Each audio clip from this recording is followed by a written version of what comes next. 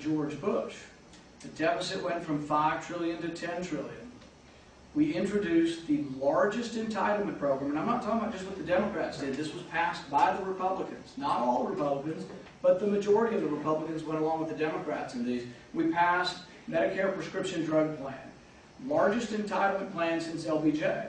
I thought Republicans weren't for new entitlement programs. We thought even the old entitlement programs were too big. We passed the biggest one we've ever passed. Medicare was already set to go bankrupt. This has just sped up the bankruptcy, the projections for when Medicare won't have enough money. So we passed the largest entitlement program. What about education? In 1980, when Reagan ran, he says, let's get rid of the Department of Education. It was brand new. It was brought out in the late 70s. He said education should be locally controlled. It's sort of a general belief of Republicans, for the most part, that we think education, the closer it is to home, the better. Your local school board is better than a board in Washington. But what happens during the Bush administration, during Republican control of the House and the Senate? We get No Child Left Behind. No Child Left Behind was given to us because they want accountability. But you talk to anybody across the spectrum, principals, teachers, old-fashioned fiscal conservatives, everybody hates No Child Left Behind.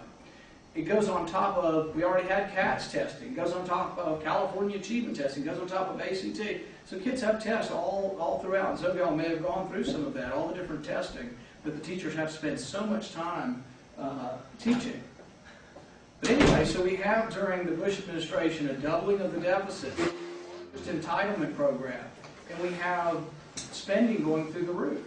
We did get a few tax cuts, and I told our congressman here when I introduced him last year sometime, I said, you know, y'all get an A+ for cutting taxes, but you get a C- for cutting spending. But they always come back, and he would come back every time and he'd say, well, we have a plan for balancing the budget over 5 years. But they all have that plan, and it's become so ridiculous and far-fetched that you can't believe them. But nobody believes their plans anymore. During the Soviet era, they always had 5-year agricultural plans, and they were always a fiction from the beginning. And they always met their targets, too. So they'd have, this year we're going to do this year we're going to do. And they always met their targets. Of course, there wouldn't be any bread, and they'd all be in line. So they were all lies. In our country, we still give out the truth, but we never meet our targets as far as the deficit. What would it take to meet our targets? We would have to cut spending. It's easy to run for office and say, I'm going to cut taxes, and everybody's for that, and you can get a coalition for that. But everybody's got their hand out. Half the Republicans have their hand out. And I'm going to be overly harsh on Republicans, but that's who we are. We have to self-examine if we're going to get bigger or grow. We also have to get beyond the hypocrisy of the last 8 years, and we have to forge something new, and it's going to take new young people in the party who want to allow the party to get bigger, but it's going to take believability. I was at the Knob Creek machine gun shootout this weekend, and what I told them there is that it's not just the Second Amendment. You can't have the Second Amendment if you don't have the First Amendment. McCain-Feingold was a big piece of legislation that was passed, once again by a prominent Republican, and it makes it illegal for any political group, any citizens group, to buy advertising within 60 days of the election criticizing their congressman. So if a gun rights group wants to criticize their local congressman for voting for gun control, it's illegal. So they've separated this out, and the Supreme Court has ruled, unfortunately, in favor of parts of McCain-Feingold, or maybe they haven't ruled on all of it. Part of it they struck down. But they say that speech is different if it's paid for. Well, a lot of us think that's kind of crazy, that it's okay for the Daily News, they own their newspaper, they can say whatever they want, but if I want to buy an ad and put it in there, they're going to make it not the Daily News, the government will make it illegal for me to put an ad in the newspaper. So McCain-Feingold is a disaster, and that's what I told them at the gun group. You've got to believe in the First Amendment if you believe in the Second Amendment. Likewise, we passed in the hysteria after 9/11, we passed the Patriot Act. In the Patriot Act, people were so crazy that we had to do something to stop terrorism, stop terrorists from attacking us, that we gave up our liberties. It has always been in our country a principle since the very beginning. It was one of the things we fought against the British about, was that you should never have invasion of your home by the government without a warrant from a judge. The Patriot Act, for the first time, allows people to come into your house simply by having a police officer write a note that says that they want to search your house because they suspect certain activities. No one has to approve of this. It's called a national security letter. For the first time, they don't have to announce that they've been in your house. If you are accused of murder, which is horrific, and we think, gosh, even that person accused of murder should have some rights, they knock on your door and say, Mrs. Smith, you're accused of murder, and we have a warrant to search your house. They present a warrant. Under the Patriot Act, they don't have to do that anymore. So it doesn't have to be announced. They can leave listening devices in your house. And for the first time, they can find anything in your house that they believe to be illegal, and it can be used to prosecute you. It used to be in the past that you had to only, it had to be specific to the warrant, basically. So now it's wide open. So I told the gun people, you can't have your guns and feel safe with your guns if you don't believe in the Fourth Amendment, the right to be free from unreasonable search and seizure.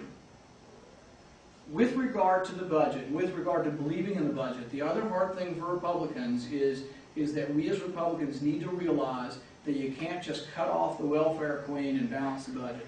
Republicans often think it's just those poor people. If we just get those poor people back to work, we balance the budget. It won't work. About 40% of the budget is military, is all military defense. That's an important question you have to ask. The Grace Commission back in the 80s talked about $500 hammers. They talked about wrenches that cost $150. They talked about the incredible waste in the procurement process. Even Eisenhower back in the 50s said, you know, beware of the military-industrial complex. We need to be fearful of companies that get so big that they could actually be directing policy. When the Iraq War started, Halliburton got $1 billion no-bid contract. Some of the stuff has been so shoddy and so sloppy that our soldiers are over there dying in the shower from electrocution.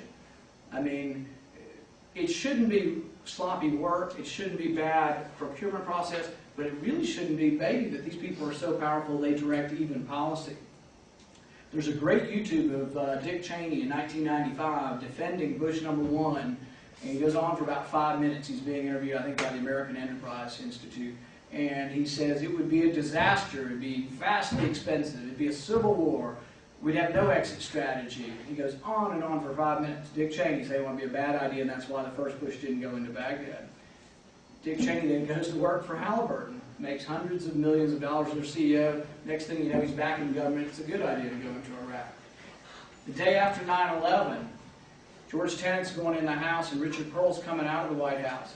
And George Tenet should know more about intelligence than anybody in the world. And the first thing Richard Pearl says to him on the way out is, we've got it, now we can go into Iraq. And George Tenet, who supposedly knows as much intelligence as anybody in the White House, says, well, don't we need to know that they have some connection to 9/11? He says it doesn't matter. It became an excuse. 9/11 became an excuse for a war that they already wanted in Iraq. But the reason I bring up foreign policy is that you can't balance your budget by cutting off the welfare claim. You do need to reform welfare. You need to reform entitlements. But the only coalition you're ever going to get, and the only way you ever get close to balancing the budget, is if you look at the entire budget. And that means looking at military procurements as well, which means looking at your foreign policy. You have to decide if we have an expansionist foreign policy that believes that we have to have 750 military bases and troops in 130 countries, or whether our foreign policy should be a little more directed towards what the Founding Fathers talked about, and that is more defense of our country in a less offensive or offensive type of foreign policy. Now, there's great disagreement. There probably is in this room with me on this.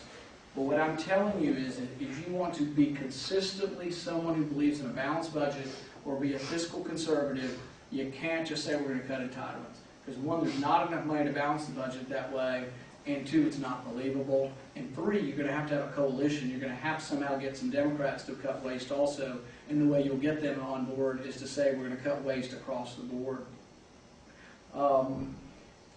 I think these are important questions, and I think we need to analyze them as a party, and I think to go forward as a party and grow, we will not get bigger if we do the same old message. And so that's what I feel like my job is for the next 6 months or a year. Is I'm going to be going around Kentucky and giving speeches like this and trying to promote change and growth in our party.